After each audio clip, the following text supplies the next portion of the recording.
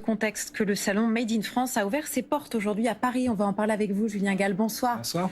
Julien, il y a un vrai engouement pour le Made in France en ce moment. Et parmi les secteurs porteurs, il y a surtout le textile. Oui, Alexandra, après des décennies de grandes difficultés, le textile français veut croire en sa renaissance. Le textile français, dont les usines étaient en majorité installées dans le nord de la France, avait perdu 80% de ses salariés en 30 ans et plus de la moitié de sa production. Depuis 2018, ses effectifs, qui sont à peu près de 100 000 salariés, sont en hausse. Alors, toutes les entreprises de textile Made in France florissantes seront présentes au salon cette année. Par exemple, le slip français, 110 salariés et un chiffre d'affaires de 25 millions d'euros l'an dernier, devenu le symbole du renouveau du Made in France. Alors, il y a encore quelques années, on parlait beaucoup de délocalisation. Maintenant, on parle de relocalisation industrielle. C'est la tendance. Exactement. D'ailleurs, il y a eu plus de relocalisation depuis l'année 2020 que l'inverse. La donne a changé depuis la crise du Covid. En fait, de plus en plus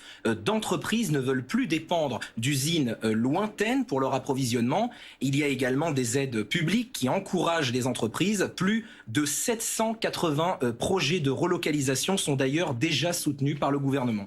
Mais il faut quand même savoir une chose, produire en France, c'est parfois synonyme aussi de dépendance à des groupes étrangers. Exactement. Par exemple, le lin. La France est la première productrice de lin au monde. C'est à peine croyable, mais la Normandie produit à elle seule 40% du lin mondial et le marché a plus que doublé ces 10 dernières années. Sauf que ça, c'est bien pour les producteurs parce qu'une fois cultivé, le lin part directement en Chine ou en Inde pour y être transformé en vêtements. La Normandie et plus largement la France et l'Europe n'ont ni les structures ni la main-d'œuvre pour assurer les étapes suivantes, parmi lesquelles la confection, et cette dépendance asiatique peut parfois fragiliser le secteur. Merci beaucoup, Julien.